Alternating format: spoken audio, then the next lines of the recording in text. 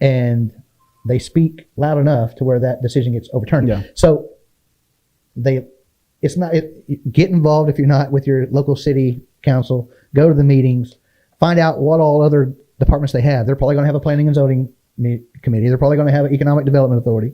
They're probably going to have some other form of government in there. That find the thing that you're interested in, or the thing that affects you, or you're interested in, whatever, and go to those meetings. They're all public. They post them. Most of the time they post them on their website. I saw on the Henrietta, and you guys do a really good job of posting all the events. I wish Checotah had something like that. You can do it through the Henrietta. I'm just saying. Okay, all right. Just throwing that out there. Yeah, okay. Well, you guys do a great job of posting all the community events. When I looked at the website the other day, what is it again? It's thehenrietta.com. Yeah, when I looked that up the other day, I was pretty amazed. That's a lot of work goes into that, putting all those banner ads, putting all the events on there, gathering all that information, and then putting it on there. Hey guys, welcome back to SOG TV. I've got a guest that I've known longer than most people, actually. I think we met when I was 13 in baseball, high school. Yep. Been friends for a very long time, which is very rare for somebody to stick around me that long. But today is Hoss Durrett. He's kind of a big deal in the big town of Checotah. In a very small circle. Yeah, he's a big fish in a small pond. But no, it's just because I've been there for a long time. Yeah. I mean, you just got tired of not doing anything, because we grew up in, well, everybody just wanted the town to stay the same. Yeah, and that's what you normally in a small town. That's the criticism you hear of the city government, is that this town could grow, but the people that are in charge or whatever are in power don't want it to get any bigger. Yeah. Or there's a lot of that kind of stuff, and I've heard it. I heard it my whole life. Or like the people that owns the grocery store, the people that owns the bank, the people that whatever. Yeah. They don't want any more competition here, so they don't want us to have any more choices. Yeah. Well, now that I'm grown up and have been doing some things in my community, and I'm on some of those boards, those guys are on there and they want things to grow just like you do. But in the municipality, it's not that easy. It's not like in the free market, like whereas I'm a business owner as well. If I make a decision today that I want to do whatever, I can just go do it. In the city setting, you have to get it on the agenda. Everybody has to vote on it. Once they vote on it, then you got, I mean, like it just seems like it takes forever. Like on the, at Checotah, it's where I'm the vice chairman of the Industrial Development Authority, which is economic development. When I got on the board 8 years ago, we decided to try to develop the South Industrial Tract, which is on I-40 and 69, and which is a logical thing because of all the traffic. Well, we decided we needed a road that run along, like a service road, to where you could sell lots off of and develop it and stuff like that. Well, that was 8 years ago. We finally just now are doing the engineering on it because we had to make the purchases. One landowner didn't want to, he wanted a lot of money for it, and so we had to go through the whole getting it appraised, and then, vice versa. Anyway, going back and forth, a lot of negotiating, a lot of going back and forth, lawyers between lawyers, and then there were some other pieces of property we had to pick up first, and just, it doesn't happen overnight in the municipality world or space, whatever you want to call it. A lot of planning, and then you're not messing with your money, you're messing with the taxpayers' money, so you have to, every decision is scrutinized and thought over and all those things. So it's not that, in my opinion, from the people that I'm working with myself, it's not that they don't want it to grow. It's just it takes a lot to get the ball moving. Yeah. And so we're finally just about at that point now where we can get the road built, because now we've acquired the property. We've approved the engineering and all that stuff. So in the future on I-40, there'll be some hotels, some restaurants, some shopping, all that stuff. And that's what we've been working for. But it's been 8 years. Wow. It's insane, That's nuts. If it was like me, myself, personally, and I was doing this as a property project or an investment or whatever, I'd have went broke. Yeah. By now, you know what I mean?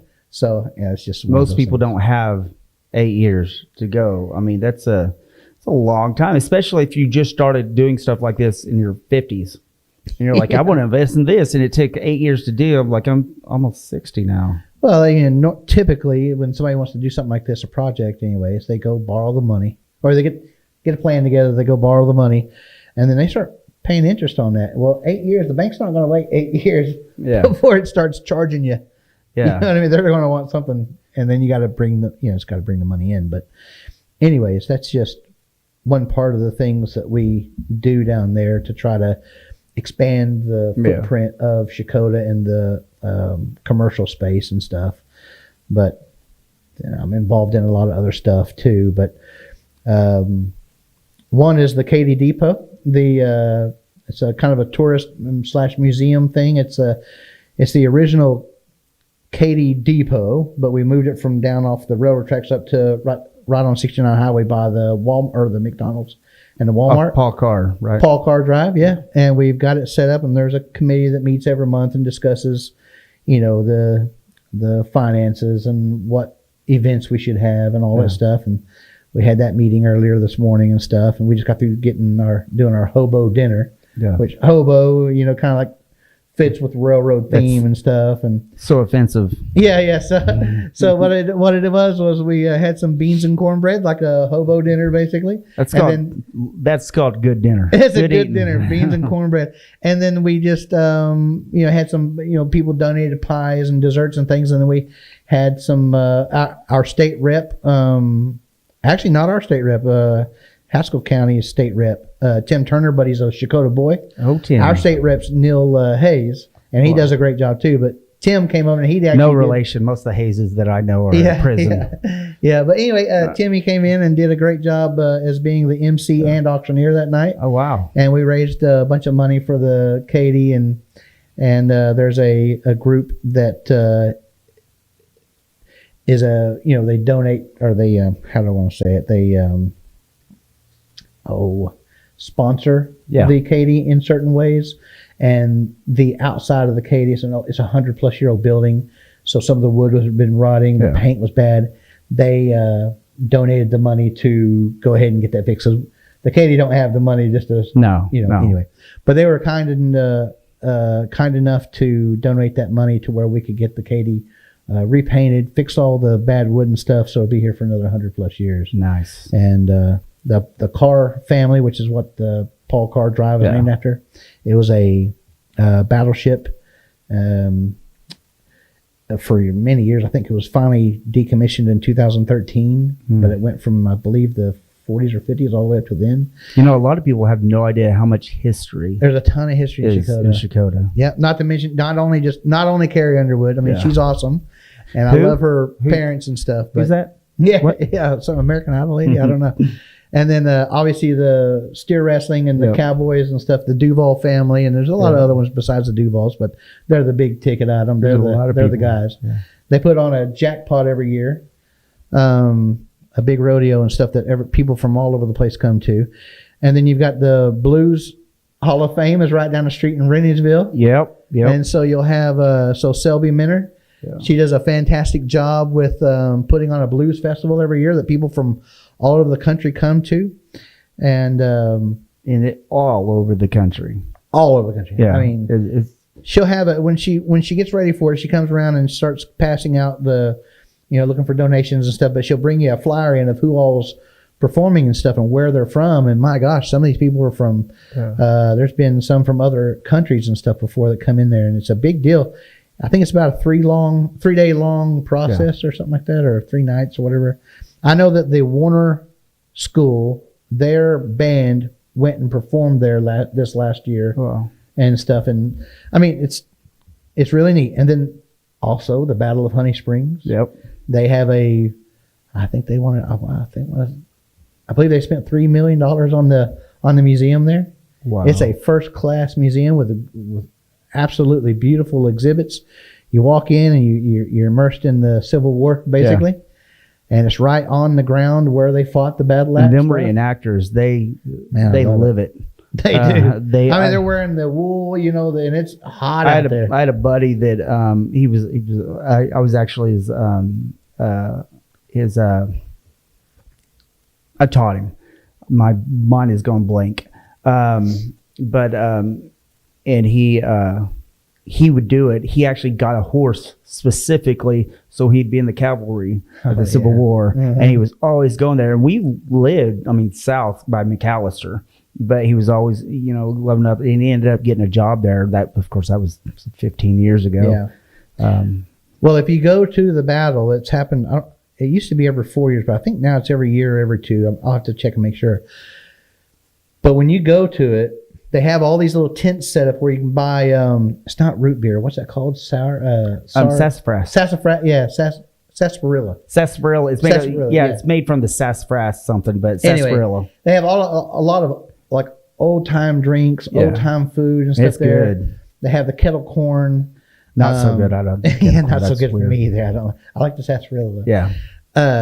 But they have all, everybody's dressed period correct. All the ladies and stuff are dressed in their dresses and things like that.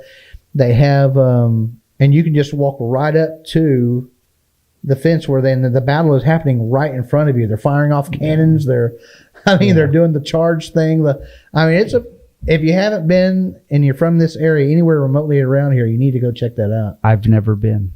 Really? I was always working, but then I moved away for 20 years. Yeah, but you got to go check that out. It's one of those things you got to do. Yeah. It's kind of like if you live in the lake area like we do, you got to go to the lake at least once in your life. Yeah, yeah. Even if you don't own a boat, you got to find your way over to it. You got to find your way over to that. People, when I'd go over to, when I lived in when I was in Wyoming, I was talking to the chief, and he said, "Man, you have like a 24/7 tan." He's like, "How?" Because up in Wyoming, it's, and I said, it was winter time.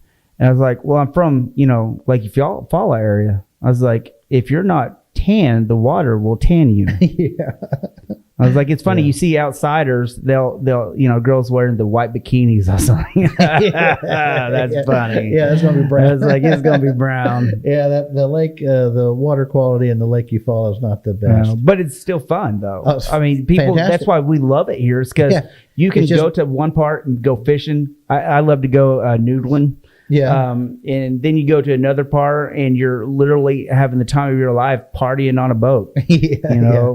The Lake Eufaula has been I think they made that a lake. It's a man-made lake in the 40s or 50s. Yeah. And when they did that, it created just completely transformed our area of tourism and stuff like that. Yeah. Eufaula was pretty lucky to have the majority of that around them and stuff. So Checotah gets a bunch of it, gets a lot of the traffic from it because they come down I-40 from the city and they go to Walmart or something like that in Checotah, do business there, and then they go on down. But yeah, because Checotah, I say we, even though I'm in Henrietta now, basically. Yeah. But I am from Checotah. Yeah. And from high school on. Checotah has the largest Walmart within, you have to, not counting Muskogee, which is still 20 something miles away. Mm-hmm. Yeah, but most people would prefer to go to a smaller town where it's not so crowded and so crazy. Or, I do anyways. Yeah. That's why I'm glad that we have one of the nicer Walmarts around in our own town. Yeah, you don't have to worry about getting stabbed or shot. Yeah, no, not really. I'm sure there's some exceptions, but not really. Yeah. I didn't mean to sit here and talk about Checotah all day, but that's kind of what I've been doing this morning. That's fine. It's what you know. Yeah. When I was going to school and stuff, when we were both in school, everybody talks about just, I can't wait to get out of here. I can't wait to get out of here. And I was the opposite. I wanted to, my family had been here for a long time, owned businesses and stuff. And I was ready to go to business for myself and started the tire shop when I was 19 and ran it. I sold out at 37. So I had a pretty good run there. And it wasn't just a tire shop. People think tire shop, old dude in overalls. And I don't think I've seen dirt on your hands at all. You had somebody else do stuff. But you had wheels and, hostile wheels. Yeah. So we didn't just buy an old garage and turn it into tires. I built a brand new facility at 19. So it was legit. My banker, Mr. Jennings, he had a lot of faith in me. That's what I can say. At 19, 19, yeah. But anyway, so I was able to build a building and build a good business there, and we, sales went up every year and stuff. But I worked it hard. I was there every day. I worked it like you were supposed to, and tried to find new ways every day to make another dollar and offer something else to people and things, and then eventually got tired of it, and it was time for me to move on and do something else. But I'd done it for 18 years. Well, you found what people valued, and it's funny. A lot of people like to have their own opinions, like, oh, well, he's just too expensive and stuff. Oh, well, value isn't money. Yeah. Their value is what somebody else wants. And I like going there. In fact, I think I got my oil change and stuff. Yeah, we did your oil changes and things. And we did a lot of oil changes there and brakes and stuff like that. But what I liked was most of my customers that had been coming to me for a long time, I took it as an honor that they didn't ask the price most of the time. I don't think I ever asked price. Because they trusted me to give them the best deal and the best recommendation of what I had that they needed. Yeah. And so you would think, a skeptical person would say, oh, if you didn't ask the price, then you must have charged them too much. It was actually the opposite. If you trusted me enough to hand that to me, I gave you sometimes a better deal. Yeah. Just because you had that trust, and I appreciated that. Oh, y'all drive my car to my house. So much easier, yeah. Yeah. The service is what I was about. That's what you have to be about. And just like in the my current business, which is a equipment business where we sell Massey Ferguson tractors, Bobcats, Spartan lawnmowers, and we sell a bunch of equipment, trailers, and things like that. It's service is what is the most important thing. Buying the item is one thing, but when you got to get it worked on and it's got to have service and stuff, you've got to know that your dealer is going to go above and beyond. I remember when I bought my first brand new truck from Dunn Country Motors in Eufaula. Yeah, I had an issue, and it may or may not have been a little over the miles on the warranty and stuff, but I went in and I saw Kel, who's the owner, and he no questions asked, took care of it for me, made sure that I got it all warranted and stuff.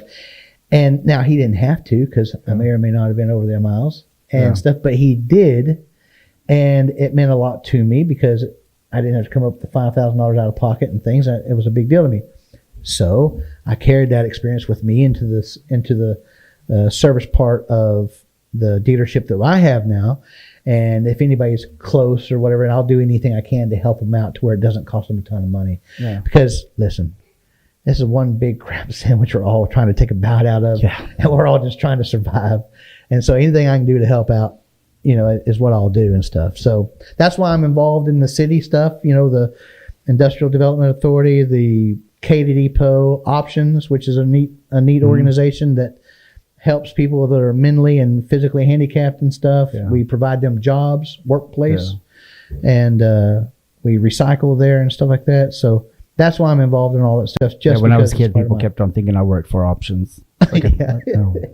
Wow. I don't know. I was like, what are you trying to say? Nothing. Well, anyway, but no, I've been following your podcast. I've been following your TikToks, your social media stuff for a while. I seen it, and then obviously with the election this year, and then Trump going on Rogan and all those things, podcast is becoming the way to get your news and your media and stuff instead of the old antiquated way. And so I think this is important. I think this is great. It gives me a little bit of experience to come in and do it, but it gives you you already got all the experience you need. But no, I need more experience. Can't have enough. I think having people come in like this and talk to them and things, I think it's pretty neat. So. Yeah. Well, you get to find out things that, listen, I've always said this in law enforcement, and I was an instructor also, and I trained other officers, and I would tell people that would get all high and mighty, other officers that had been doing it forever. I got into an argument with an assistant chief who was an idiot. Yeah. And he wasn't an assistant chief anymore, but at the department we worked at, he always talked about him being an assistant chief. I was like, of what? And then he told me of where. I was like, oh, that makes sense. But I said, listen, you can learn from everybody. Everybody has something. And that's why I don't call anybody stupid, because I've said, Mark Twain said it best. He said, you cannot judge the intelligence of a fish by how well he climbs a tree. That's right. You know, and everybody has their tree. I happen to live in a forest, but Yeah, so do I. but you know, there's our things, there's stuff. And when I called you about business advice for you. I didn't listen to you because that's who I am, but I called because I knew this is the guy I want to talk to. My buddy that was just here, John Little.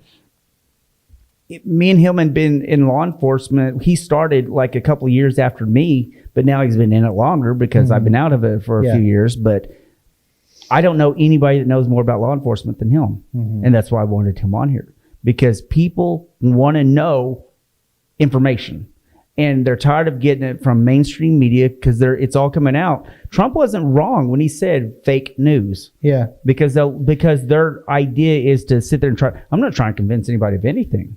Yeah. I just want them to hear somebody that's a business person, somebody that knows about politics, also local politics, you know, because honestly, as big as the president is, the one that affects you more than anything is your local politicians.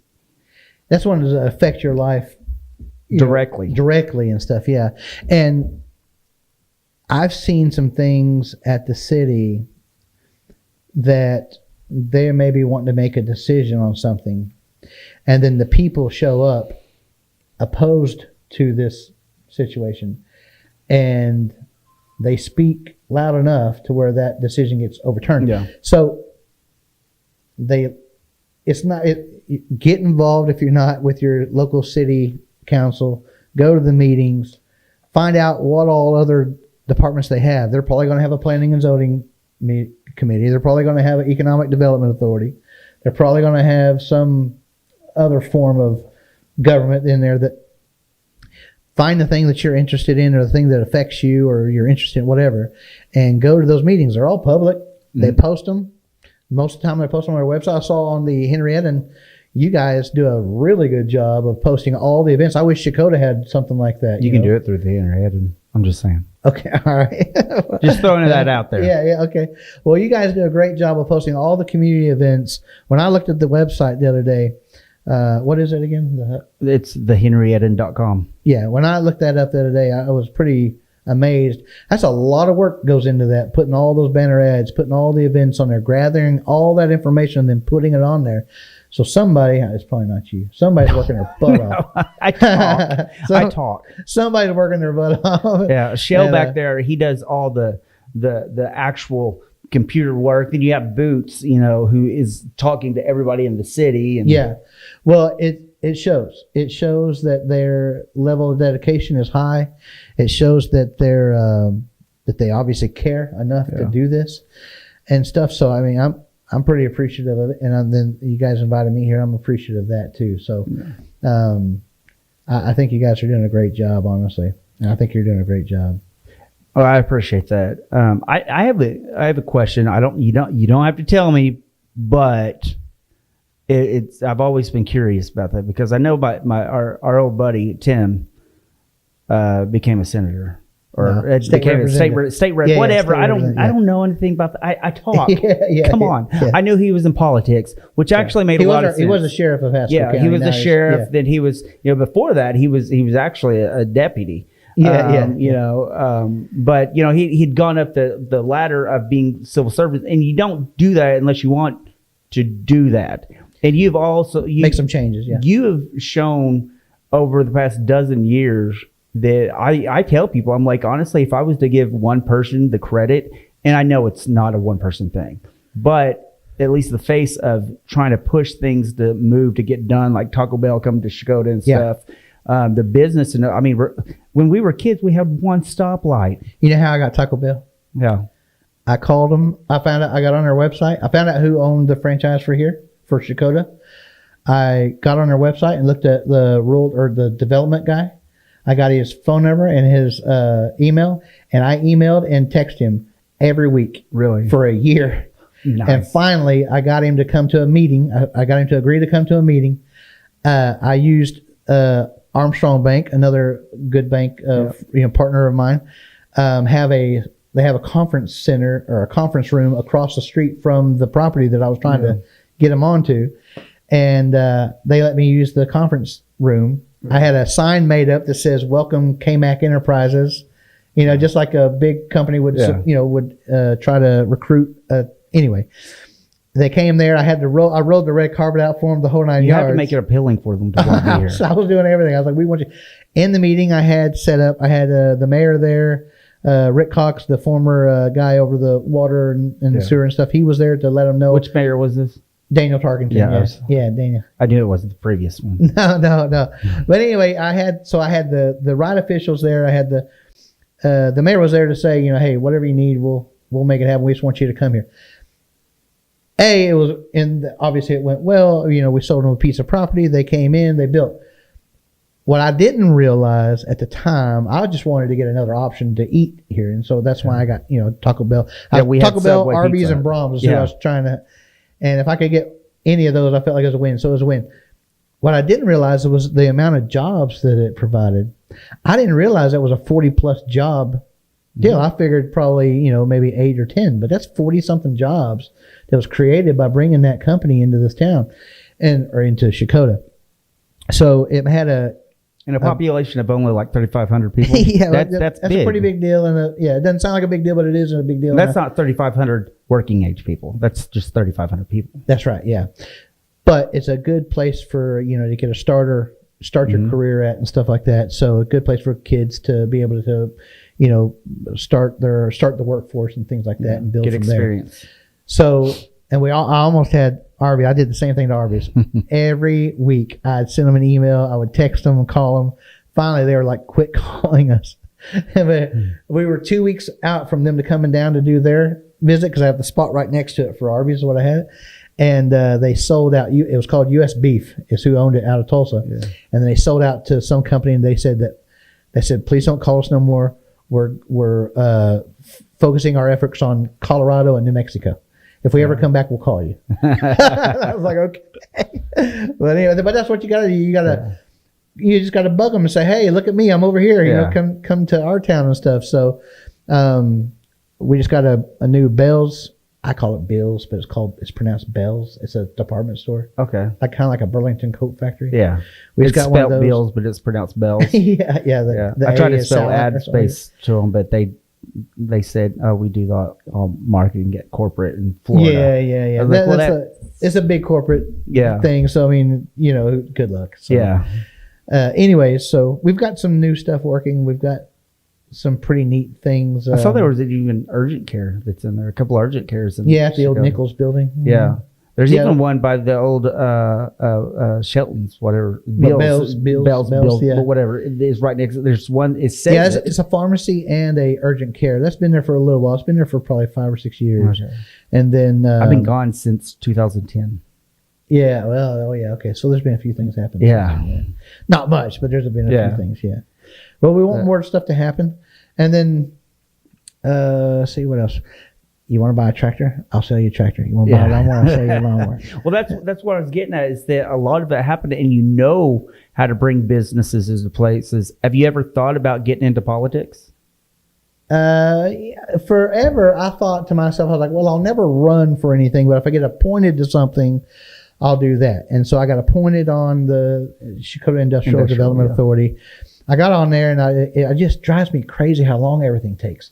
Because I'm kind of guy of action. I like to get things going. Either do it or don't do it. Shit or get off the spot. Yeah, basically, yeah. So, but also now I've been on there for a long time. I understand it. The only thing that I would ever consider would be something like running for state senate or something like that. But it requires a lot of time, a lot of politicking, a lot of going around and shaking hands and kissing babies, which I kind of seem to do that already, but just kind of in my area. But I'd have to go. I just have to be going to all the. Timmy Turner got elected by going to 5 events a day. I don't know that I can do 5 events a day, but that's probably why he looks more in shape than he's ever looked in his life. He looks great. He looks great. He does a great job. I saw him the other day at a meeting in Hannah at these turbines, and I meant to go back there and talk to him, but. He was gone before. He was probably going to more events. Well, we have an open spot. Roger Thompson was the state senator for this area for the last several years, and he done a really good job from what I can tell and stuff. Every time I'd ever need anything from him, he was right on it. Yeah. Now he just stepped down to take some job or something like that. So his his spot is actually vacated right now, and so they're going to have I don't know if they're going to have a special election or just an election. Whatever. I think it's a special election, and so there is a spot open right now if I did decide to do it.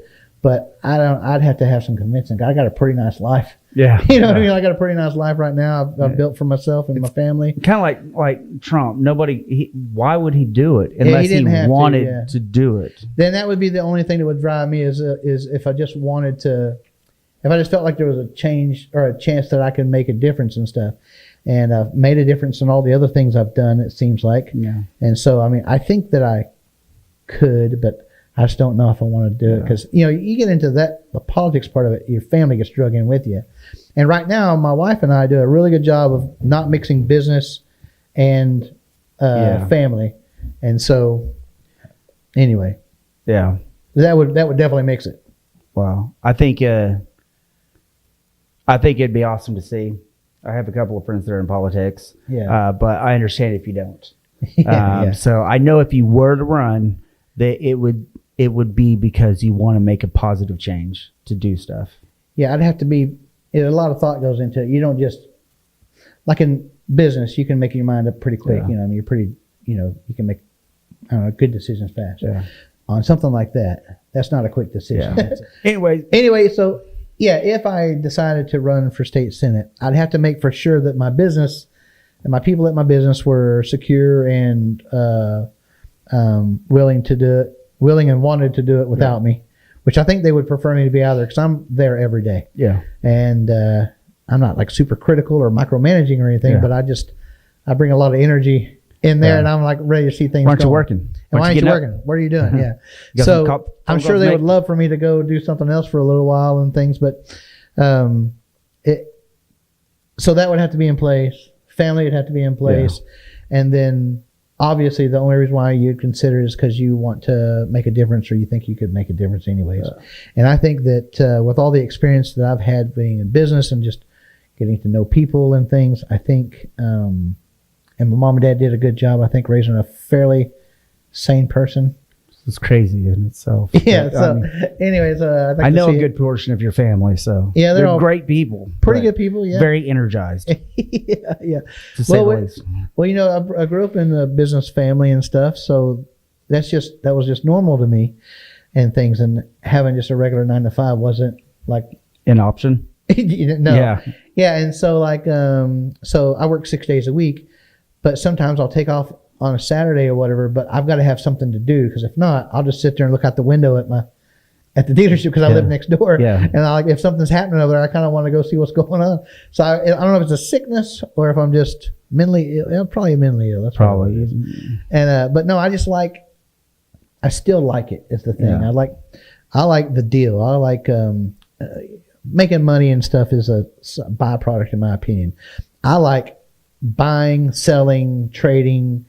I'm addicted to making a deal on something, whether it be a brand new unit. There's an energy there. Yeah, it's fun. It's fun, and from the time they walk in the door or the email lead, whatever comes in, to the time that you're trying to figure out what it is they need and what you have that fits that, and then you get to work on the price, or you're doing financing, or you're doing, you know what I mean, all these things, and then you're finally doing the final delivery.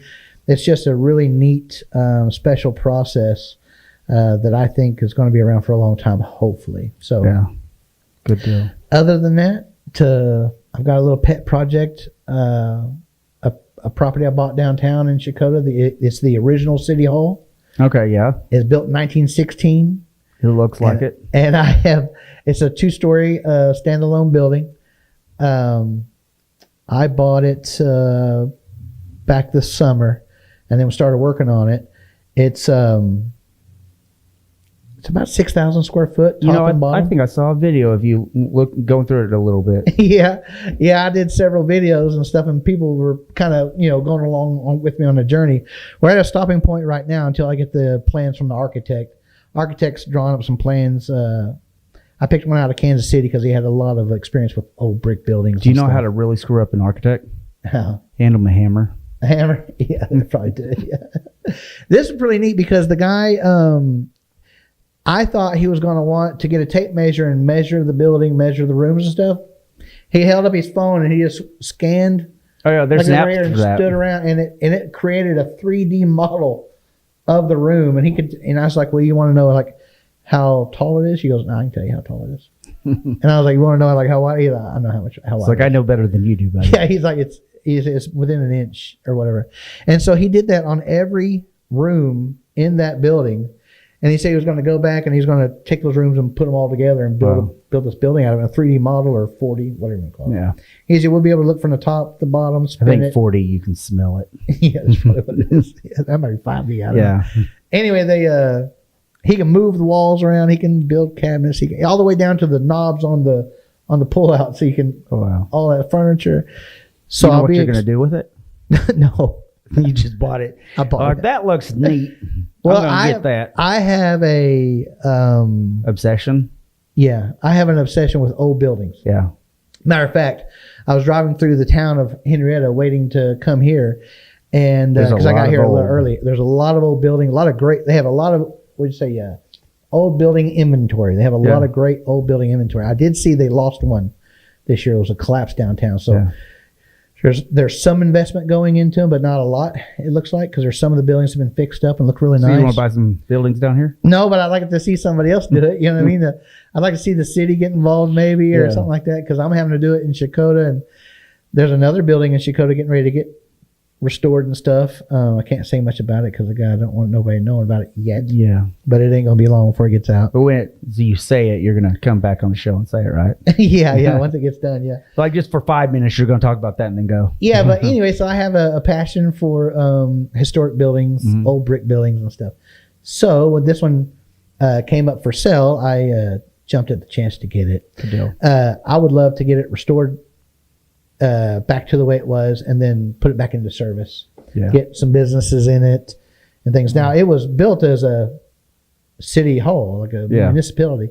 It's still got the original gel in it with the gel cell door, the old like black bars like you see in the movies. Oh, full of asbestos and stuff. Yeah, not anymore. We took all that out. But it's got a fire pole in it. Oh, wow. So you can slide from the top down to the bottom. Otherwise known as a stripper pole. Yeah, basically. Yeah. And then it had Checotah apparently had a full-time fire department from 1916-ish to 1959. We still don't have full-time? No. I thought when they built the new building that they were going to make it full-time. Yeah, that's what everybody thought, but it didn't happen. So, but they had one till 59. And that upstairs part of that building, half of it was the fireman's quarters. Oh, wow. There was 6 full-time firefighters, so at all times there was at least 3 upstairs. They had their bedrooms, and then they had a restroom with, or a bathroom, whatever. And it had a shower in it, even way back then. And the shower was plastered. Like when we started, ripping it out and stuff to put new stuff in, it was like they had the old rebar came out of the walls, and they had plastered over it just like you would plaster the walls and stuff. Wow. And I thought that was kind of weird, you know what I mean? But that's what it was. I mean, it may have been a special plaster, waterproof, whatever, but it was plaster. Yeah. The amount of plaster we took out of that building was insane. Wow. I called the Oklahoma Historical Society to try to get some tax breaks or try to get some money for some new windows, because the windows are going to cost me about $50,000-$60,000. I was trying to get some money, and they said, because I thought, this is a misconception, I thought that as long as I didn't do anything to the outside, as long as I restored the outside the way it was, I could do anything I wanted on the inside. That's not the way that works. To get the tax breaks and the special pat on the back, everything goes back the way it was. Oh. The inside, if there was plaster, you put plaster back. There is some exceptions for in some cases you can put sheetrock and stuff in there, but for the most part, if it had plaster in it, they want you restoring the plaster. Well, I know a guy. I'm just saying. Plaster is hard to work with and it's expensive. Yeah, he makes a lot of money doing it. It's actually an art. Yeah, 100%. Yeah. So when I found that out, I was like, well, I've already ripped all the plaster out of this. And she gasped.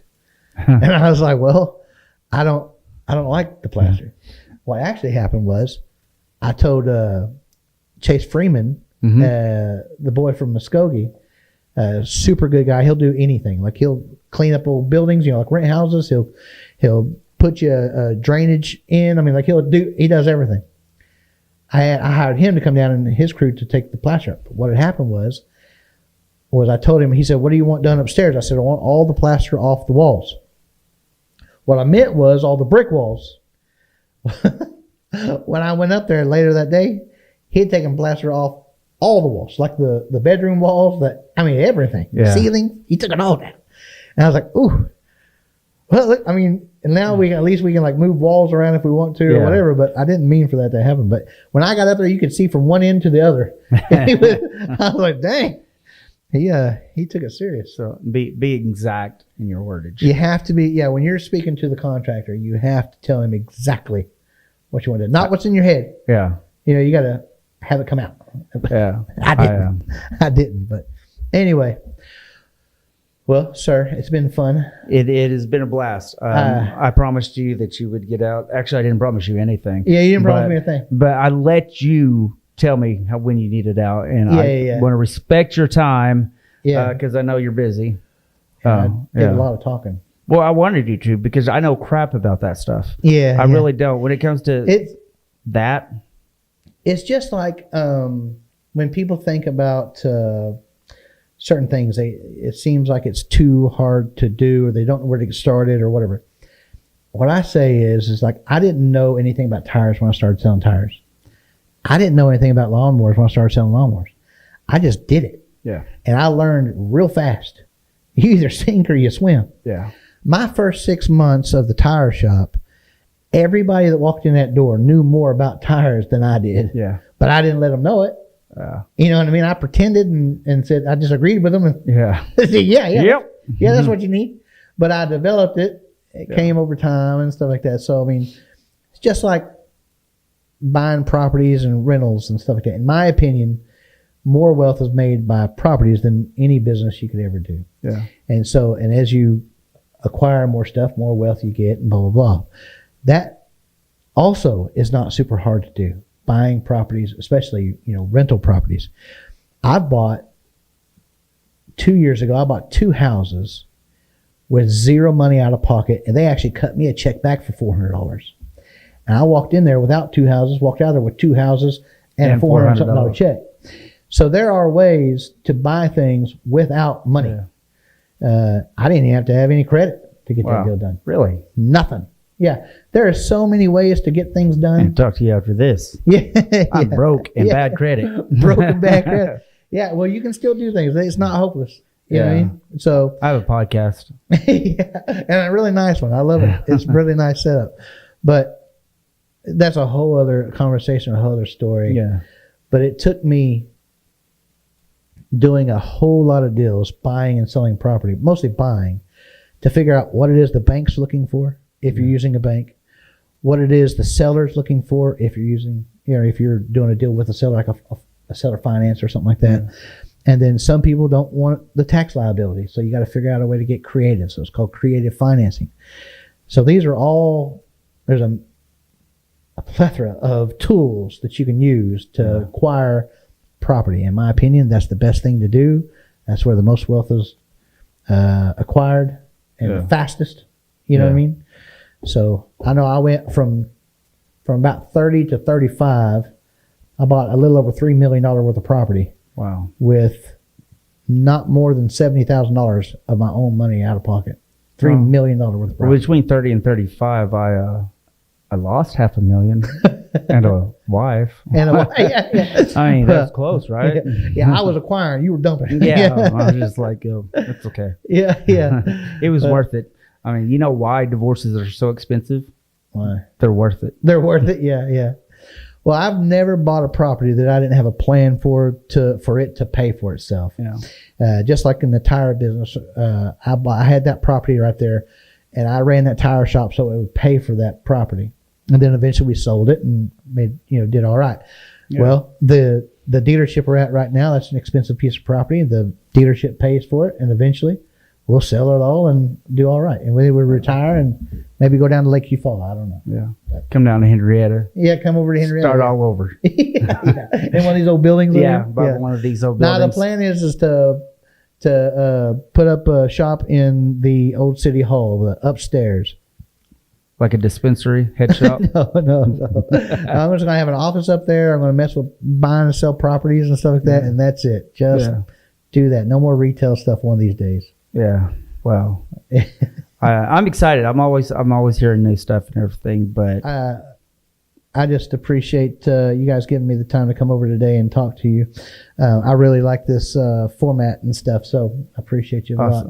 Well, I appreciate it. I will definitely see you soon. I'll be stopping by and everything. So yeah, that's fine with me. I appreciate it. Yes, sir. Thank you. Yep. Hey guys, I want to personally thank everyone for liking and sharing my videos.